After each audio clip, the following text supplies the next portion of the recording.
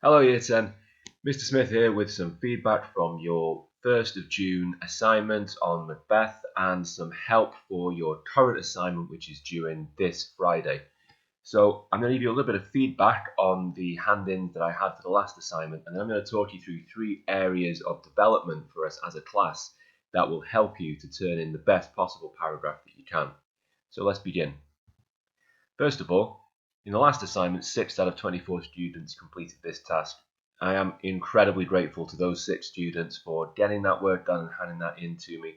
But as a class, we can do better. We have done better in the past, and I want to see every single one of you getting a paragraph to me by the end of this week. So please don't be put off, don't be deterred. Get that paragraph done however you can and send it to me however you can. Now let's get on with the feedback here. Positives, first of all. Of those who handed in, they were all making a good selection of points. The first sentence of your paragraphs made it clear what you were talking about, and that's a really important starting point. You also were making use of some effective quotations. You were showing that you could choose quotations that made sense in terms of backing up your point for the most part. And I found several links to context throughout the answers that showed that you were understanding why Shakespeare was writing what he was writing, what the attitudes were at the time, and other contextual information that helped to add a sense of sophistication to your answers. So we want to keep up those 3 things. But here were the 3 elements that we really needed to work on. Planning. It was very clear to me that with a couple of exceptions, a lot of people still weren't quite making the most of their plan. So I want to talk briefly about how you might just step your plan bit by bit. The structure of the answer was something that we all need to work on too, because at the moment you're still getting a little bit lost as you get into the middle of the answer. So I'm going to talk you through a structure that I want you to follow to the letter this time and really just check it off step by step. And finally, analysis. I talk about show, suggest, and symbolize and deep analysis very often, and I will continue to do so because it is the way forward. It is how you will make a success of yourselves in these assignments. So we're going to talk about how to deepen analysis too. With that, I'm going to take you through the 3 areas of how to improve. First of all, then planning.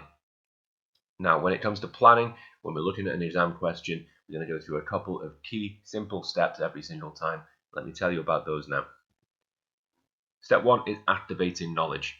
So you know about Macbeth already. You've learned about the characters, and you should be continuing to revise that information. So when I see a question like this here, that tells me, starting with an extract, write about how Shakespeare presents witchcraft and the supernatural, Macbeth's reaction, and then the play as a whole. Well, even without reading that extract, I should know straight away that Macbeth is afraid of the witches, but he believes them. He doesn't trust them, but he's influenced by them. I should just know that, because that is central to the whole play. So those 4 things should just pop into my head the moment I think about Macbeth and the supernatural. In the play as a whole, I should just know that the supernatural and witchcraft is shown in this play as dangerous, corrupting, as in it makes good men do evil things, deceiving, as in it hides the truth and tells lies, and it's powerful, because the supernatural runs throughout the whole play and influences events. Those 4 words should pop into my mind as soon as I think about Macbeth and the supernatural. And write them down if they didn't pop into your mind, and look over them and make sure that you incorporate that into your revision, because that should pop straight up. So when I start this answer, I'm looking for evidence of these things in the extract, and I'm looking for links I can make to these points in the rest of the play. And the best thing of all is all of this relates to the context as well, because in the 17th century, people did look at the supernatural and witchcraft as a dangerous, corrupting, deceiving, and powerful force. They were afraid of it. They believed in it. They didn't trust it. And they believed that it could influence people. So simply by saying at any point in this mirrors the 17th century attitude toward the supernatural, I am bringing in context.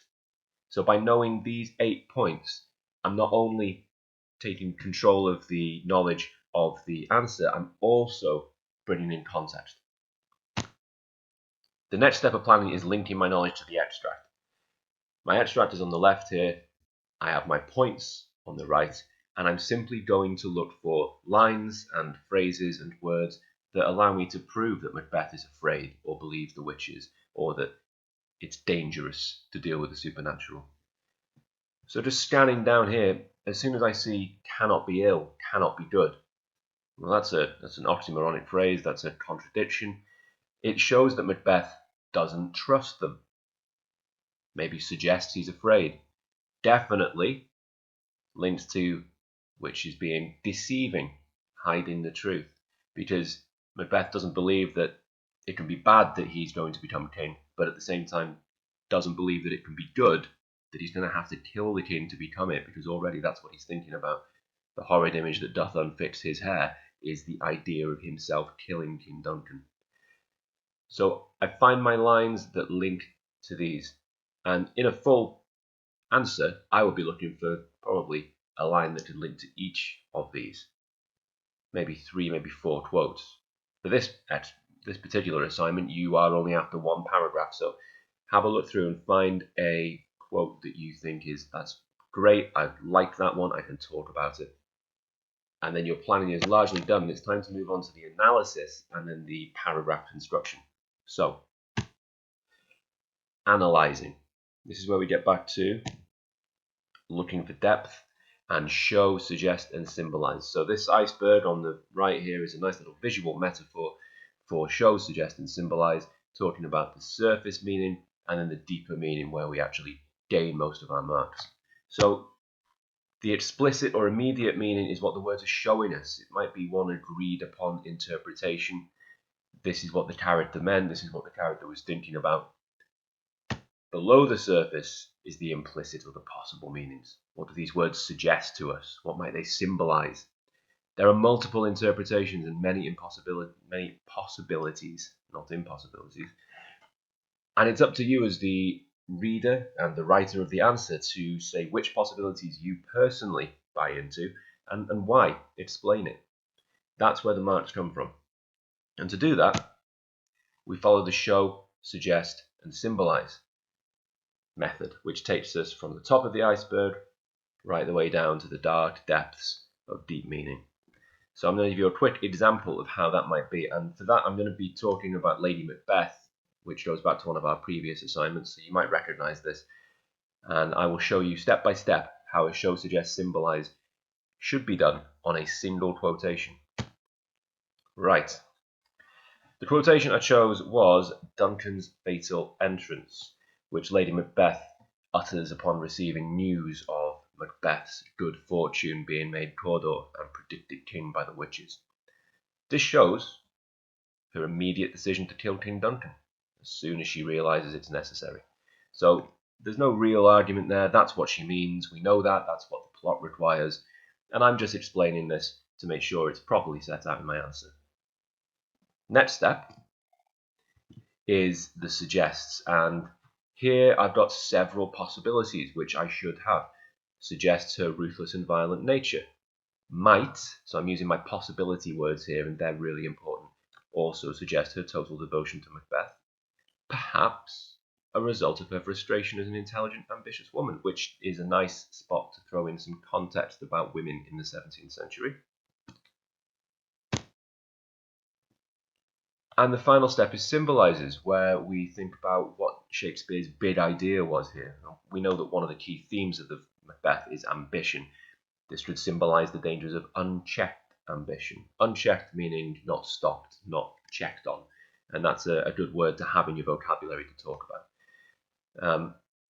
And by doing this in my 3 steps, I've managed to go from Duncan's fatal entrance, fantastic, to say what she meant, 3 possible reasons why she might have immediately gone to this, and how that links to one of the big and deep ideas of the play itself. Now that's a convincing analysis, and that is exactly what you need to do in the paragraph you are writing for this Friday. Whatever quotation you choose, you must go from show, suggest, and symbolize. And by planning it like this, you're going to be able to write that into the paragraph. which is what I will show you an example of next. When we're writing our paragraphs, we need to focus on the structure and on the content. So I'm going to start with the structure here, and an excellent paragraph at its most basic contains three elements. The point, where you say what your point is, how that answers the question. The evidence, which might be a quotation or a reference to something in the play, and that evidence should back up the point, prove it. And the explanation, where you analyze and examine the evidence and explain how it backs up the point. So at its most basic, you should have three steps in your answer. Here is my point, here is the evidence that proves my point, here is the explanation of that evidence. Now we would like to go a little bit more detailed here. So the point is actually split into the idea and the method. This is what's happening, this is how the writer's making it happen. The evidence remains either a quotation or a reference if we're talking about something else in the play, not in the extract. Can't be expected to remember quotes from the entire play, so you might just refer to when the witches tell Macbeth that he will be king, or when Macbeth decides to kill Banquo is a reference to a point in the play. The explanation splits into the effect of the quotation, what it shows, suggests, and symbolizes. That should include a reference to some terminology within the quotation and context. So you can see how the IMQ ETC pattern that we have been teaching and practicing in our classes is actually an expanded version of point, evidence, explanation. And I want you to keep that in mind, because if you are still struggling with IMQ ETC, at the very least you can produce a PEE paragraph, point, evidence, explanation, and that's a good starting point. It's better than not doing it at all. Talking about method and terminology, this always causes some confusion.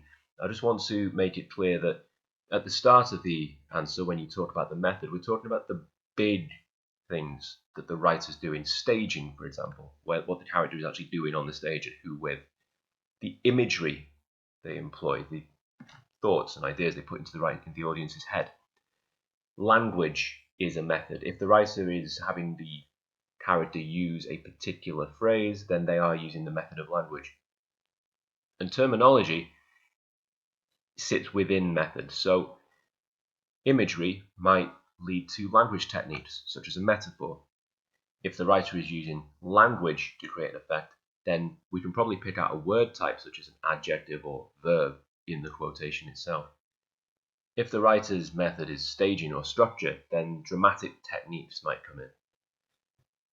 Now that might sound a little bit abstract, so I'm going to show you an example of a full paragraph written using the same quote from Lady Macbeth, and you'll see how method and terminology work together. So, how is Lady Macbeth's character presented in this scene? And this is quite a busy page, so do feel free to pause this and read over it. But what you should notice is that the words, the paragraph on the right, is color-coded to match up with the different parts of the paragraph itself.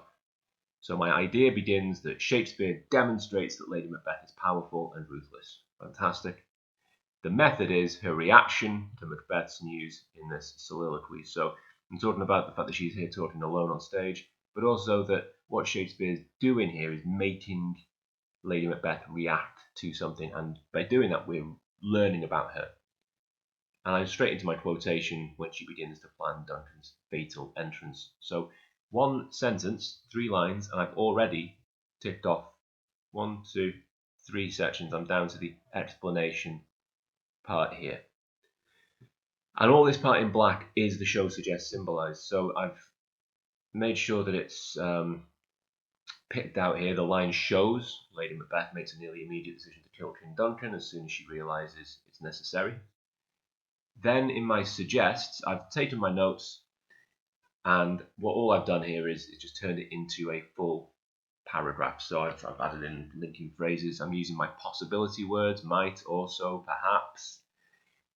In red here you can see picked out the context about traditional gender roles, and the terminology that I've used is fatal as an adjective because that word particularly picks out violent plans for murder. That's a good word to focus in on. And just by being able to say, yep, this is an adjective, I'm just showing I have that technical knowledge. I haven't made a big deal out of it, it's just added in. Finally, this could symbolize the dangers of unchecked ambition. So right the way down to the bottom here, I've got my symbolism. So by the end of this paragraph, I have analysed the language, I've made a point about the character, I've linked context, and I've taken it back to the deep, big ideas of symbolism. And that is how that paragraph's constructed. That is exactly what you should be doing. So this is the model that you are copying for your own work. All that's left for you now is to complete the assessed task by Friday. Starting with this extract, write about how Shakespeare presents witchcraft and the supernatural.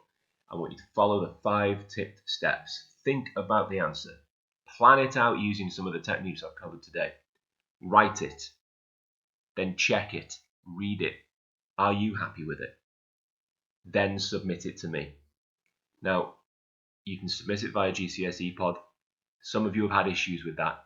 I'm about to make it possible for you to submit work via class charts as well. So if you are submitting via class charts, you can do that and I will check it. I check it daily. So either GCSE Pod or class chart, it makes no difference to me. What I care about is give me the work so I can see what you're doing. Thank you very much. Good luck with that, and I can't wait to see what you've all done by Friday. Have a great day.